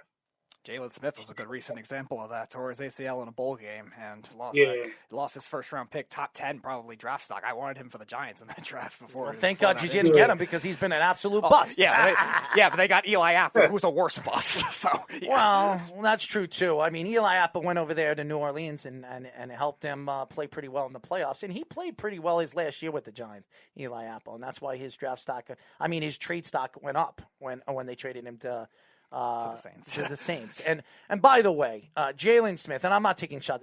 It's a remarkable story what happened to his knee. The guy had a career-ending injury. He comes back. He gets healthy. He goes to the Cowboys, and he gets a huge contract after 3 years. I think it was a little too much. I think Jalen Smith is a good linebacker. I just think he's a little bit overrated. That's just what I think. If I'm going to pay a linebacker a ton of money like he got, I think he got like almost 70 million. Mm-hmm. If I'm going to pay somebody like that, I'm going to pay a guy like give me a good time. Oh, no, I'm sorry. Hold on. A Billy Wagner. Okay? Bobby Wagner. A Bobby Wagner, or Levante David. Somebody like that. Yeah. Khalil Mack. I mean, that's who I would be paying that kind of money to. I'm not overpaying it, but thank you to the Cowboys, the great Cowboys, the disturbing new, the great star of the world. What do they call it? America's team, which I think is ridiculous. I mean, I would say Pittsburgh's more of America's team now than the Dallas Cowboys or Green Bay. Yeah, but the Dallas Cowboys overpaid. Amari Cooper, Jalen Smith, Lawrence, and now Dak Prescott's looking for 40 to 45 million. I would pay Dak Prescott over all these guys because he's a proven commodity after he got hurt. So before we let you go, Terion, okay, we're not going to ask you any silly questions because we're going to get you on the Vanderbilt season. I'm going to get you and Marcus on at the same time, and I am going to have we're going to have a trivia game with both of you. I'm going to set it up. And we're going to see how much you guys know about football and how much you know about each other. So be understanding where when we're ready to reach out to you, you better get some information on each other because the winner is going to get a gift from the Worldwide Sports Radio Network. And I'm not going to tell you what it is. I'm not going to tell you what it is, but it'll be something very, very funny and very, very cool. So stay tuned for that. Terion, tell the fans how they can find you on social media. Actually, my Instagram name is Tank, but it's spelled T9NKK. And then Twitter, I actually just switched my username. It's Sack Guru Tank. Sack Guru Tank. He's tanking, he's sacking, and he's picking. That's what he's doing. You know what I mean? Terion Sugick. And when they draft you, man, they just got to put me on the mic. I'll be your agent. You know what I mean? When I'll go up there instead of Roger Goodell because you don't want to look at his ugly mug. I mean, seriously, ugly guy. A ginger, ugly guy. You have me go up there. I'll wear a nice suit, fitted suit, and I'll go up there. And the New York Jets at number 2 drafts defensive tackle out of Vanderbilt, Terion Sugick. What do you think? You think about that. I'll give you a hat. You take a picture with me. Definitely a better looking guy than Roger Goodell. So and you won't get booed. And you won't get. I won't get. Well, I don't know about that. I am pretty hated in some areas of the area codes of the world. So, anyways, Terion, thank you for joining us, bud. I really appreciate it. I appreciate it. Absolutely. And I'm rooting for you guys. You and Marcus are my guys. I mean, I'll be your peanut butter to your peanut butter sandwich, okay? You know what I mean? I'll be your agents, man. When you guys get drafted, you guys will pick me up. You can lift me up and I'll be around your arms, you know what I mean? I mean, 300-pound behemoths, that are the next big superstar defensive tackles in the NFL. That's what I'm talking about. Terion Sugick and Marcus Bradley. Terion, thank you for joining us. I appreciate it. Absolutely. Terion Sugick, ladies and gentlemen. Did you like that? Was that cool? Yeah. I love Terion. I love Marcus. These two guys are awesome. They're two great guys, and you can tell their personalities and who they are. You know what I mean? They don't hide behind their talent. They know who they are, and they go out there and they produce. And I can't wait to watch these two guys play together on the same team. We interviewed them. It's so funny. We interviewed them on the same That was the greatest coincidence of anything I've ever seen. And now we find out they're good friends, and they train together. Yeah. Who would have figured? Imagine that. I mean, the same day. It's not like it's just two random interviews we had spread out. The same day, July 23rd of this year, and now we get him, Marcus last week, and now Terion this week. It's something. And now I'm excited for this trivia thing. That's going to be something. It is. I'm going to set up a trivia contest with Marcus Bradley and the great Terion Sugick, and I'm going to see how much they know about football and how much they know about each other, because it's very interesting. They say they're friends, and they've been talking and all that other stuff. Now that they're playing on the same team, they're going to be playing on the same defensive line, practically right next to each other. I would love to see if these guys really know each other that much. So. Give them a couple of months. We get them on at the same time. It'll be really, really funny. We'll have a lot of fun with them. Absolutely. We'll have a lot of fun with them. Two really, really nice guys and beasts. Two beasts on the football field. And both of them are down to earth, cool, collective, and ready to go. So, and by the way, Carl, me asking him that players should be paid is not really throwing him under the bus. I don't think it's really being hidden that NCAA players should be getting paid. You're making all that money off the football, off the team, off the ball games. You don't think Vanderbilt with these two behemoths are not going to make a ball game? Mm-hmm. They're going to make a ball game. And if they win that ball game, they're going to make money anyways going to the ball, but they're going to make like $13 to $15 million off of one bowl game. Where does that go? That goes to the school. Why doesn't it go to? Why doesn't the players get a piece of that? Why doesn't the coaches get a piece of it? Why don't the players get a piece? And the revenue is still the same, even though Vanderbilt's not considered a football powerhouse. They're still an SEC team, so the revenue is going to be the same for as powerful of a conference as they are. We mentioned last week Vanderbilt's more of a baseball, basketball type school, but they're still going to get that kind of revenue for football, especially if they do make a bowl game. So it does. To me, it's not throwing him under the bus. I was just being honest. By the way, I get it all. Just didn't want him to be. What is that? Anxious having to answer. All right, there you go. Anxious to having. I don't think he was. I think he wanted to answer the question. I think a lot of these football players, these top recruits that we've asked them that question, they were very honest about the answer. Mm-hmm. They should make money. Mm-hmm. They're only going 2 years to college, and then they're going into the NFL draft, and they're forced to go and play 2 years of college football because that's the NCAA rules. And they don't want to go to school. You think any of these guys want to go to school? Come on. They don't want to go to school. They want to play football, and they want to go into the NFL, and they want to help provide for their families. That's what they want to do. They want to make millions of dollars. They've worked so hard over their years of pee-wee football, high school football, training, beating their bodies up, and then they have the opportunity to be a top draft pick in the NFL, and they got to go play 2 years of college football. You think they'd be happy? I'm sorry. You say 3. I'm sorry. 3 years of college football. Mm-hmm. That's a lot of football that are beating up their bodies. They should get paid for it. Mm-hmm. Especially now with the transfers, too. We're seeing a lot of guys move around from different schools, these waiver policies. We see it a lot in basketball in particular now, that it's definitely going to make it harder on them if they have to play with a new school, and maybe they don't even get a chance to improve that draft stock, too. It's terrible. I feel, after talking to, what's her name again? Brittany Collins. Brittany Collins. I'm sorry. I'm very bad with names. Mm-hmm. Brittany really lit a fire in my pants. Okay, and I'm not trying to be disgusting. She did, and it really bothers me. It really bothers me that what the NCAA does to these athletes, and they'll take everything away. Look what the NCAA did to Reggie Bush. Reggie Bush has not stepped back on USC soil since they took his Heisman Trophy away. I think they only lifted the restriction on him being allowed on the facility only, I think, 5 or 6 months ago.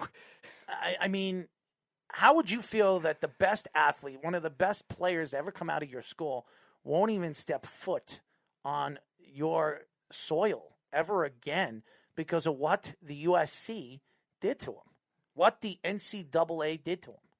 I mean, you take a Heisman away after he earned the win. He earned that Heisman Trophy. Yeah, why? Because he took money? Because his family needed money?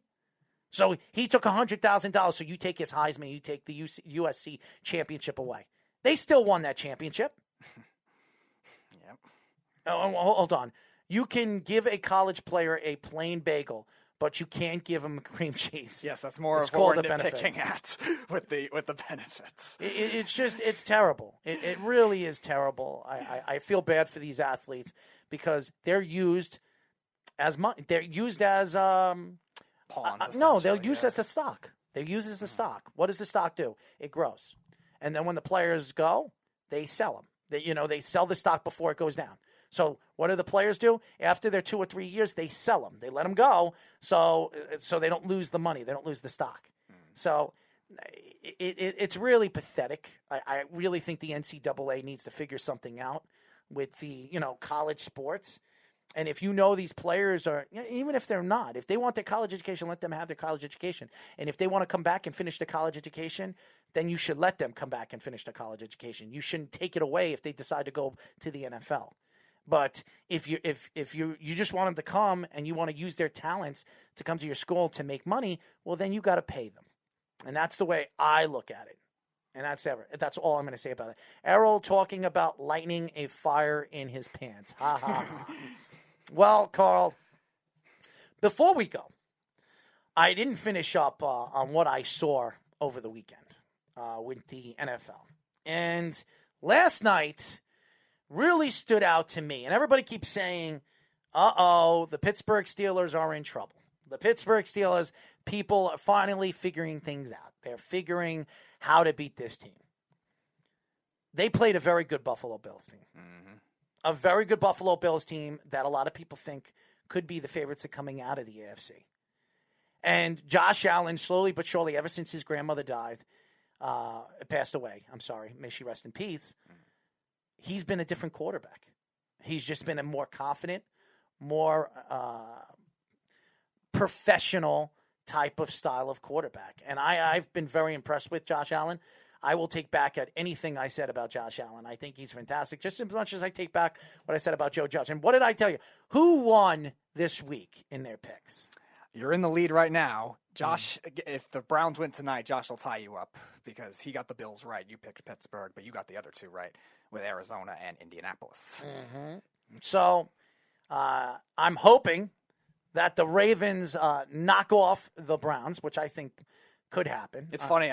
When we were doing that on the Weekend Crunch, I actually agreed with all your picks. As weird as that sounds, with the disagreements with Josh. As much as I wanted the Giants to win, I didn't think they would. Because, one, they always struggle with the Cardinals for whatever reason. And two, Arizona wasn't going to be that bad forever. And it showed. And Carl says Steelers can't run the ball. And right now they can't. Mm-hmm. They can't.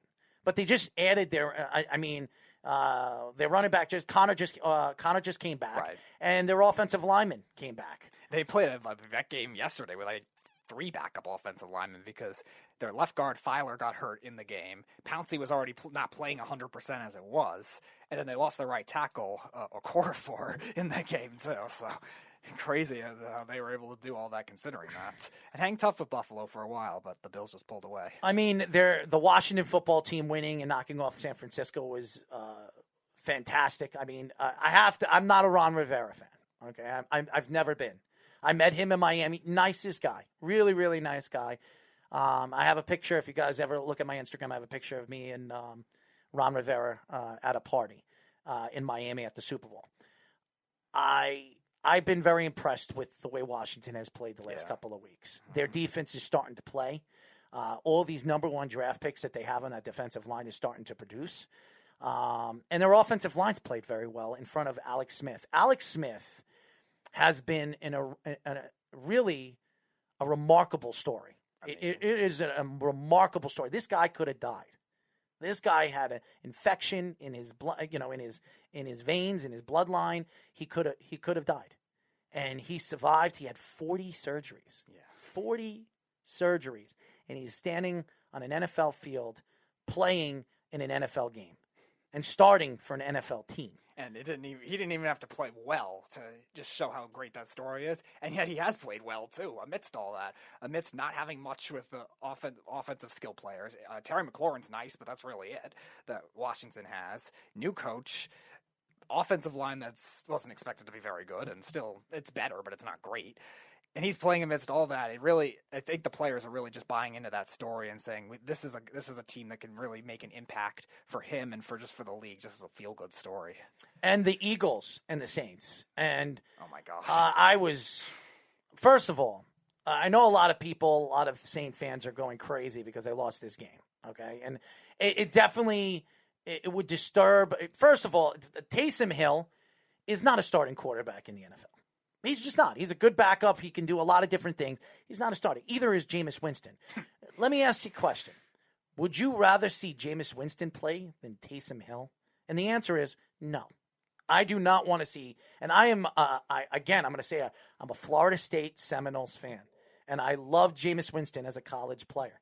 When he was drafted, I told everybody, Jameis Winston is not going to be a good pro. And I didn't think Marcus Mariota was going to be a good pro either. And both guys are backup quarterbacks in the NFL now. So they're never going to start again. Both of them are not quality quarterbacks in the NFL. So watching that game yesterday, I have to give a lot of credit to Jalen Hurts. I say what I think Carson Wentz lost his job. I don't care what the Eagles say moving forward, that he's still going to be a part of this team and moving forward with this team. He will not be. At the end of this season, if Jalen Hurts wins and keeps on winning, Jalen Hurts will get the starting job. Yeah, he'll get the starting job. I don't think Wentz will be off the roster because it'll be too expensive. It's a $54 million buyout. I don't know if they would necessarily do that. I think there's a lot of teams looking for a quarterback. Indianapolis looking for a future quarterback. There are a lot of teams looking for a future quarterback. And let's be honest, besides Trevor Lawrence and Justin Fields, there's really there are not many quarterbacks in this draft class that really stand out. And I know everybody keeps saying Zach Wilson. Zach Wilson, I don't think is an NFL style of quarterback. No, I don't. I don't think he's going to be a success story in the NFL. And we've seen a lot of Zach Wilsons come out of the draft and never amount to anything. That's quite a sample. We've seen a bunch of Zach Wilsons. Yeah, we have. We've seen a lot of Zach Wilsons come out of the, guys that everybody says is going to be the next superstar. He's going to be a superstar. He looks really, really good. And then he comes into the NFL and becomes a bust. So I'm not a big fan of Zach Wilson. I think the two best quarterbacks in this class are going 1 and 2.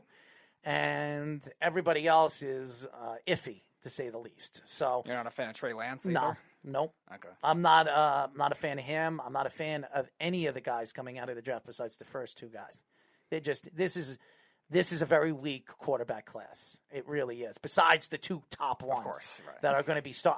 I still think either or, Trevor Lawrence, Justin Fields, both of them are going to be stars in the league. Yeah. I don't care what anybody says.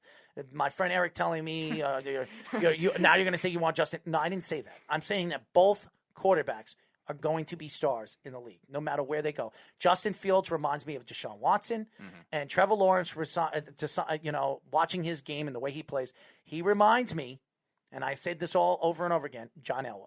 He reminds me of John Elway. The way he plays, the way he's very slick when he runs with the ball. He's a lot faster than people think he is. Oh, yeah. He's very fast. And he's very fast on a straightaway. They say he's even faster than Deshaun Watson on the straightaway. And he can throw the ball anywhere and any place. So, by the way, Carl says Zach Wilson is Drew Lock-esque. He's a little more efficient than what Drew Lock was. Drew Lock was more thought of like what Josh Allen was before Josh Allen obviously developed more. I think Zach Wilson maybe could be thought of in what Carson Wentz was before he started struggling this year. That's more of his college comparison, I think. Zach Wilson is a lot smarter, I think, because Locke was still turnover prone in college too. And the Packers knocking off the Lions. Oh my God, that game was close. That game was a lot closer than it should have been. A lot closer than it should have been. And right now, the MVP of the league is either Patrick Mahomes or Aaron Rodgers. I mean, I would give it to Aaron Rodgers because the 3 interceptions did Mahomes in, or at least for now. Yes, I do. And he also, I don't know what the hell he was doing yesterday, but he had the most lost behind the line of scrimmage. Yeah. Oh, that's right. NFL He took that 30-yard or whatever sack. Yeah. It was terrible. And Aaron Rodgers, who leads the league in touchdowns, yards per throw, I mean, pretty much every single quarterback number this year, I'm giving it to Aaron Rodgers. If Aaron Rodgers wins the NFC, which right now they're on their way of doing that, now that the Saints lost last night, I can see the Packers and Aaron Rodgers getting his second MVP of his career. Yeah, the Packers, if they win out, will be the number 1 seed no matter what. The one game that's hard for them is Week 16 against the Titans. That'll be a tricky one just because they've had trouble stopping the run. And the Titans, Derrick Henry, you saw what he did on Sunday. He's a beast. So that's the one tricky one for them. But if they win out, they're going to be the 1 seed. And that's going to be a tough home field advantage, even without the fans playing in the cold at Lambeau Field. By the way, before we finish up, and we're going to be gone after this, and I want to apologize to all the fans that we started late. I went to talk to my doctor. I'm going to be getting neck surgery in February. Don't worry. I'll be fine. I'll be able to still do the show, everything like that. It's just I have a degeneration disc problem in my neck, in my C6. I'm getting a disc replacement. So not excited about it, but he says that it's an hour procedure and I'll be back home that day. So the way the procedures are going now, and he says I should be at 100% within a couple of weeks. The only thing is he's cutting my neck, and I worry about my voice box because of radio, but he says it shouldn't be a problem where it is. So he says I haven't had any problems with the voice box, so I will be fine. By the way, I want to thank Ian from Jet Central. Nice kid, gave us some great information. No more wrestling, Errol. No, I don't wrestle. I do MMA and boxing. Would I ever do that again? Yeah, I would if I'm at 100%. And he says that I'll be at 100%, and I'll be good to go. I don't know if I'm 38 years old. I don't know if I'm going to compete as an MMA fighter ever again. But he says that I'll be at 100%, so I'll be at 100%. So that's something that I'm looking forward to. No, he only just debates wrestling now. That was quite a loud one with you and Josh. I don't debate wrestling. Josh debates wrestling. I just, spoke whatever I thought I knew, okay, which is not much. But I know a lot about the 80s and 90s of the WWF, when it was the WWF and the WCW. I don't really know anything about wrestling now. But if he's going to argue points about the old WWE and the WWF and WCW, Hulk Hogan, Macho Man, yeah. I can argue my points. I know what I'm talking about, even though he believes he's always right. But I love Josh. The New York Knicks. Me and Mike had an argument today on the phone. Before I got off the phone with him, he said that he doesn't believe R.J. Barrett is going to be a good player in this league. And I said, how do you suggest to think that? And he says, I've watched enough of him last year, and I saw him first quarter and a half this year in preseason, and I don't think he's any good. I don't think he stands out to me. And I told him he's on drugs, okay? I believe that R.J. Barrett is going to be a successful, great young player in the NBA. I do believe that he is going to be a 22, 23, and 10 type of guy. I think he could be a star in this league. But he did tell me he thinks that Obi Toppin is going to be much, much better than R.J. Barrett. And he says, I love what I saw with Obi Toppin. I said, Obi Toppin. But he also said, he says, well, I watched the first game. I said, did you watch the second game? So how would you know by watching one preseason game or not even a full preseason game what you see? And I don't know. I still think R.J. Barrett is going to be the star on this team moving forward. I think Obi Toppin is going to be the second guy, and they need to bring that third guy, that superstar, that point guard that's going to help these two guys develop into the stars that I believe they're going to be. And if they do that with Tom Thibodeau and the way these guys are playing defense right now, and they're playing good defense, team defense, something that we haven't seen since the 90s Knicks, the Knicks are going to be a force to be reckoned with for the very near future. That's it for our show, ladies and gentlemen. We will be back on Wednesday for Below the Mic at 6 p.m. I will be on time. There is no doctor's appointments. I will be on time. I'll be ready to go. I'll be ready to piss Speedy off with his tighty whities and all that stuff. But thank you to Ian from Jet Central YouTube show. Guys, check out Jet Central. It's a great, he has 15,000 people that follow him. It's crazy on YouTube. He's got a huge fan base. And I as you can see, the kid is very knowledgeable of what he's talking about, the Jets and football. So definitely check out his stuff. And thank you to Vanderbilt defensive tackle, Terion Sugick, for joining us. Love him. Love Terion. Love Marcus. Two guys, two behemoths. They're going to be, I believe, first-round draft picks in the future in the NFL. And inviting me to their draft party and being the life of their party. Maybe the same draft party. Yeah, I'll be there. That close, yeah. I'll be hanging out with them. By the way, why did you say Randall shoots too much? Oh, you're checking out my Facebook. Randall forces the ball. Randall, every time he's on the court, he always has got to finish. He's always got to hog the ball. He reminds me of a poor man's Carmelo Anthony. Mm-hmm. That's who he reminds me of. Carmelo Anthony is a much better player than Julius Randle. But he's a poor man, Julius Randle. The guy is an isolation player, doesn't like to pass the ball. I am not a big Julius Randle fan. I want him gone. I want him to trade him before the season starts. I want to see more Obi Toppin. Mm-hmm. I do not want to see Julius Randle hogging the ball, and I do not want to see Julius Randle and Obi Toppin on the court at the same time when both guys I think Obi's a much better defender than Julius Randle.